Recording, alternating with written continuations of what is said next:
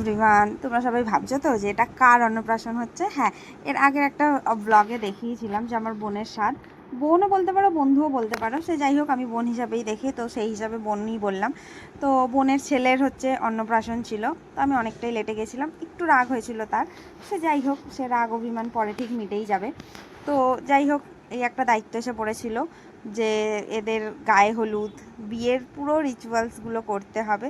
তো ভীষণ আনন্দ পেয়েছিলাম এটা শুনে।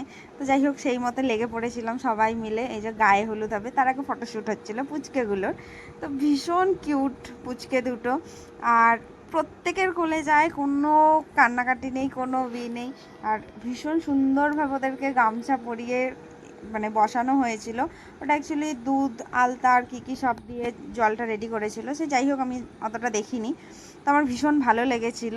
তো ফটোশ্যুটের জন্য ওর মা বাবা জাস্ট বসেছিল, বাট এখানে মা বাবাকে থাকতে নেই বা ধরতে নেই, তো সেই অনুযায়ী ওরা আর ছিল না। তো নিয়ম কাজগুলো আমরাই করেছিলাম। ওর বড় মামি, কাকি, ঠাম্মি অনেকেই ছিল। ওদের নিয়ম আছে হচ্ছে পুকুরে নিয়ে গিয়ে স্নান করাতে হয়। তো এখন তো স্বাভাবিক এটা যে পুকুরের জল এখন কোথাও ভালো নেই, তো সেই অনুযায়ী পুকুরে স্নান করানো হয়নি, জাস্ট একটু নিয়ম রক্ষার ক্ষেত্রে জলটা ছিটিয়ে নিয়ে চলে আসা হয়েছিল। আর এই যে এটা হচ্ছে বড় মামি, স্নান করিয়ে নিয়ে আসছে। তো দূর থেকে আমি বুঝতে পারছি না এটা বড় ছেলে না ছোটো ছেলে। যাই হোক, দুই ছেলেই সমান, 1 মিনিটের হেরফেরে হয়েছে। তো তো কেউই বড় না, কেউই ছোট না। তো যাই হোক, এটা মনে হয় ছোটোটা, আর পেছনে যে আসছে সে মনে হয় বড়টা। তো যাই হোক, হ্যাঁ এটা বড়টা, আগেরটা ছোটোটা ছিল। তো যাই হোক, আর বাড়িতে নিয়ে গিয়েই স্নান করানো হবে, পুকুরে জাস্ট নিয়ম রক্ষার জন্য আসা হয়েছিল। আর এই যে দেখুন কি কিউট লাগছে, আর প্রত্যেকের ড্রেস হচ্ছে সেম, মানে হচ্ছে ড্রেস কোড দেওয়া হয়েছিল এদেরকে, ওই জন্য সেম ড্রেস পরে এরা এসেছে। একদম মামা ভাগ্নে পুরো পুরো A to Z এক ছিল, শুধু মামার মাথায় টোপর নেই, ভাগনার মাথায় টোপর আছে। তো রীতিমতন এখানকার সমস্ত কিছু কমপ্লিট হয়ে গেছিলো। আর মেন প্রোগ্রামটা ছিল হচ্ছে রাত্রে।